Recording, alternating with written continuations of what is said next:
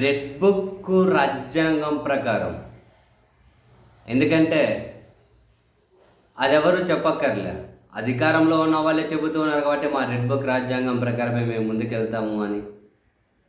దాని ప్రకారం వల్లభనేని వంశీని 137 రోజుల పాటు జైల్లో ఉంచారు.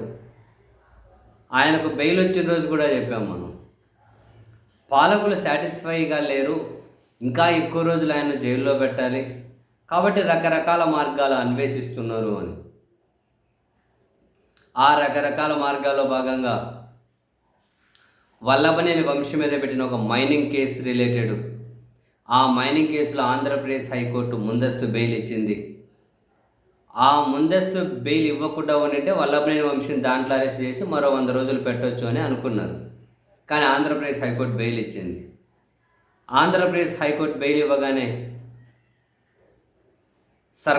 ఆంధ్రప్రదేశ్ సర్కార్ నెక్స్ట్ సుప్రీంకోర్టులో పిటిషన్ వేసింది, వల్లభనేని వంశీకి ఇచ్చిన ముందస్తు బెయిల్ రద్దు చేయండి అని.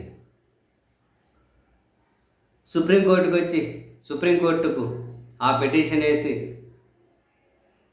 ఇప్పుడే విచారణ చేయండి, ఇది ఎమర్జెన్సీ అని చెప్పారు ఇంతకుముందు, అంటే వల్లభనేని వంశీ జైలు నుంచి బయటకు వచ్చేస్తాడేమో అని. అప్పుడు సుప్రీంకోర్టు దాన్ని విచారణకు తీసుకోవాలంటే డేట్ ఇచ్చారు, ఈరోజు విచారణ జరిగింది.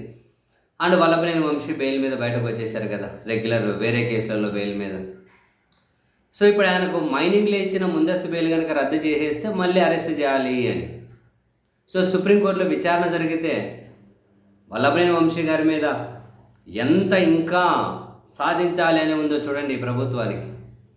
దీనికి ముకుల్ రోహిత్గిని ప్రభుత్వం తరపున రంగంలోకి దించారు సుప్రీంకోర్టులో, ముకుల్ రోహిత్గిని. సో సుప్రీంకోర్టు ద్విసభ్య ధర్మాసనం జస్టిస్ సంజయ్ కుమార్, జస్టిస్ సతీష్ చంద్ర శర్మతో కూడిన ద్విసభ్య ధర్మాసనం ముందు విచారణకు వస్తే ముకుల్ రోహిత్గి ఏం చెప్పారు, ఆంధ్రప్రదేశ్ హైకోర్టు మా వాదన పరిగణలోకి తీసుకోకుండానే బెయిల్ ఇచ్చింది, ముందస్తు బెయిల్ ఇచ్చింది, కాబట్టి ఇమ్మీడియట్గా వల్లభనేని వంశీని తన ముందస్తు బెయిల్ రద్దు చేయండి అని చెప్పి ముకుల్ రోహిత్కి వాదిస్తే సుప్రీంకోర్టు ద్విసభ్య ధర్మాసనం దానికి అంగీకరించలేదు. కావాలి అంటే మీరు మళ్ళీ ఆంధ్రప్రదేశ్ హైకోర్టుకి వెళ్ళండి, మేము మళ్ళీ విచారణ చేయమని చెప్తాం అని చెప్పి సుప్రీంకోర్టు ఈ ముందస్తు బెయిల్ పిటిషన్ని మరొకసారి విచారించండి. ఎందుకో సుప్రీంకోర్టు ఈ మధ్య వరుస పెట్టి మరోసారి అని. మిథున్ రెడ్డి బెయిల్ సంబంధించి కూడా ఫస్ట్ అరెస్ట్ నుంచి ప్రొటెక్షన్ వచ్చింది.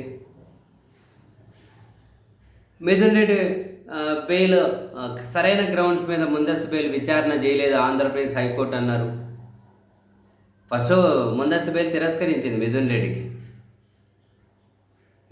సరే ముందస్తు బెయిల్ తిరస్కరించారు మిథున్ రెడ్డికి. ఆయన సుప్రీంకోర్టుకి వెళ్ళారు. సుప్రీంకోర్టు అరెస్ట్ నుంచి ప్రొటెక్షన్ ఇస్తూ సరైన గ్రౌండ్స్ మీద మీరు ఆయన ముందస్తు బెయిల్ డినై చేయలేదు, సరిగ్గా విచారించలేదు, మళ్ళీ విచారించండి అనేది. హైకోర్టు మళ్ళీ విచారించింది, లేదు ముందస్తు బెయిల్ ఇవ్వము అని చెప్పారు మళ్ళీ. ఇప్పుడు వల్లభనేని వంశీ హైకోర్టు ముందస్తు బెయిల్ ఇచ్చింది, సర్కార్ సుప్రీంకోర్టుకి వెళ్ళింది. ఇప్పుడు సుప్రీంకోర్టు మళ్ళీ ఆంధ్రప్రదేశ్ హైకోర్టుకు చెప్పింది ఆయనకి ఇచ్చిన ముందస్తు బెయిల్ పిటిషన్ మళ్ళీ విచారించండి అని. అదే సమయంలో వల్లభనేని వంశీకి అరెస్ట్ నుంచి ప్రొటెక్షన్ అయితే కంటిన్యూ చేసుకుంటూ వచ్చారు. మరి ఇప్పుడు ఆంధ్రప్రదేశ్ హైకోర్టులో ఏ బెంచ్ ముందుకు ఈ పిటిషన్ వెళ్తుందో, మరి వాళ్ళు ఎలాంటి తీర్పునిస్తారో. అక్కడ వల్లభనేని వంశీకి కాసింత ఏమైనా వ్యతిరేకంగా వస్తే ఇమ్మీడియట్గా మళ్ళీ అరెస్ట్ చేసి మళ్ళీ 100 రోజుల పోస్టర్ వేయాలి జైల్లో అన్నది క్లియర్ కట్గా కనిపిస్తూ ఉంది కదా. సో బహుశా పాలకులు ఇంకా సాటిస్ఫై అవుతలేరు 137 days ఆయన జైల్లో పెట్టిన.